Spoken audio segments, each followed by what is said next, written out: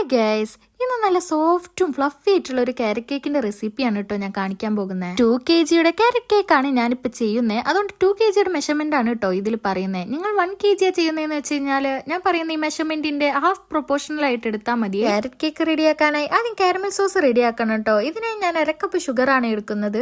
Caramel തയ്യാറാക്കുമ്പോൾ എപ്പോഴും law ഫ്ലെയിമിൽ വെക്കാൻ ശ്രദ്ധിക്കാട്ടോ, അല്ലെങ്കിൽ പെട്ടെന്ന് കരിഞ്ഞു പോകാൻ ചാൻസ് ഉണ്ട്. ഷുഗർ നമ്മൾ ഇടയ്ക്ക് ഇങ്ങനെ ഇളക്കി കൊടുക്കേണ്ട കാര്യമൊന്നുമില്ല കേട്ടോ. കളർ ചേഞ്ച് ആവാണെങ്കിൽ മാത്രം ജസ്റ്റ് ഒന്ന് ഇളക്കി കൊടുത്താൽ മതി. ഏകദേശം ഇങ്ങനെ പതഞ്ഞു വരുന്നതാണ് കേട്ടോ കാരമൽ സിറപ്പിന്റെ ഒരു പാകം. ഈ സമയത്ത് നമ്മൾ 1 കപ്പ് ചൂടുവെള്ളം ഇതിലേക്ക് ഒഴിച്ചു കൊടുക്കണേ. ചൂടുവെള്ളം ഒഴിക്കുമ്പോൾ ശ്രദ്ധിക്കണേ, ഇത് അങ്ങോട്ടും ഇങ്ങോട്ടും തെറിക്കാൻ ചാൻസ് ഉണ്ട് കേട്ടോ. അതുകൊണ്ട് ഒരു കയ്യകലത്തിൽ നിന്നിട്ട് ഇളക്കി കൊടുത്താൽ മതി കേട്ടോ. നീ ഒരു ബൗൾ എടുത്ത് അതിലേക്ക് 5 മുട്ടയാണ് കേട്ടോ ഞാൻ പൊട്ടിച്ചൊഴിക്കുന്നത്.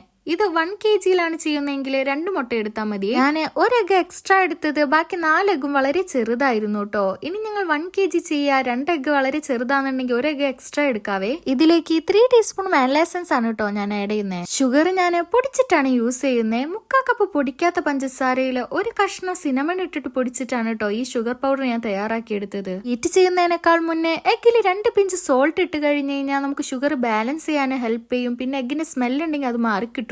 ഏകദേശം ഇതുപോലെ പതഞ്ഞു വന്നു കഴിഞ്ഞാൽ നമുക്ക് ബീറ്റി സ്റ്റോപ്പ് ചെയ്ത് നമ്മൾ തയ്യാറാക്കി വെച്ചിരിക്കുന്ന കാരമൽ സിറപ്പും 1/4 കപ്പ് സൺഫ്ലവർ ഓയിലും നമുക്ക് ആഡ് ചെയ്യാം കേട്ടോ. ഇനി നമുക്കിത് ബീറ്റർ കൊണ്ട് തന്നെ മിക്സ് ചെയ്തെടുക്കാവേ. മിക്സിംഗ് ഒക്കെ കഴിഞ്ഞാൽ നമുക്ക് ഡ്രൈ ഇൻഗ്രീഡിയൻസ് സെറ്റ് ചെയ്യാവേ. ഡ്രൈ ഇൻഗ്രീഡിയൻസ് ആയി 2 കപ്പ് മൈദയും 250 ml കപ്പിലാണ് കേട്ടോ ഞാൻ എടുക്കുന്നത്. 2 ടീസ്പൂൺ ബേക്കിംഗ് പൗഡറും 2 പിഞ്ച് ബേക്കിംഗ് സോഡയാണ് ഞാൻ ആഡ് ചെയ്യുന്നത്. ഇനി ഈ ഇട്ട പൗഡറൊക്കെ ഒന്ന് വിസ്ക് കൊണ്ട് മിക്സ് ചെയ്തതിന് ശേഷം നമുക്ക് ഇത് എഗ് മിക്സിലേക്ക് ആഡ് ചെയ്യാം കേട്ടോ. ഒരിക്കലും ഡ്രൈ ഇൻഗ്രീഡിയൻസ് ഒറ്റയടിക്ക് എഗ് മിക്സിലേക്ക് ആഡ് ചെയ്ത് കേട്ടോ, ഒരു 2-3 തവണയായിട്ട് ആഡ് ചെയ്യാൻ ശ്രദ്ധിക്കണേ. അങ്ങനെ ഫ്ലോർ ഒക്കെ എഗ്ഗിൽ മിക്സ് ആയി കഴിഞ്ഞാൽ നമുക്കിനി ക്യാരറ്റ് ആഡ് ചെയ്യാം കേട്ടോ. ഞാനിവിടെ 2.5 കപ്പ് ഗ്രേറ്റ് ചെയ്ത ക്യാരറ്റ് ആണ് ആഡ് ചെയ്യുന്നത്. ക്യാരറ്റും നമ്മൾ ഫ്ലോർ മിക്സ് ചെയ്ത പോലെ തന്നെ 2-3 വട്ടം ഇട്ട് ഫോൾഡ് ചെയ്ത് മിക്സ് ചെയ്യാൻ ശ്രദ്ധിക്കണേ. കേക്ക് ഞാൻ 2 ടിന്നിൽ വെച്ചിട്ടാണ് കേട്ടോ ബേക്ക് ചെയ്യുന്നത്. 5 ഇഞ്ചിന്റെ ടിന്നിലും 6 ഇഞ്ചിന്റെ ടിന്നിൽ വെച്ചിട്ടാണ് ബേക്ക് ചെയ്യുന്നത്. മേലെ കുറച്ച് ഭംഗിക്ക് കുറച്ച് ഗ്രേറ്റ് ചെയ്ത ക്യാരറ്റും ബ്ലാക്ക് റെസിൻസും ആണ് കേട്ടോ ഞാൻ ആഡ് ചെയ്ത് കൊടുത്തത്. ഇനി 180 ഡിഗ്രിയിൽ 10 മിനിറ്റ്സ് പ്രീ ഹീറ്റ് ചെയ്ത ഓവനിൽ 180 ഡിഗ്രിയിൽ തന്നെ 50 മിനിറ്റ്സ് ബേക്ക് ചെയ്തെടുത്താ ഈ സംഭവം സെറ്റ് ആയി കിട്ടുണ്ടോ.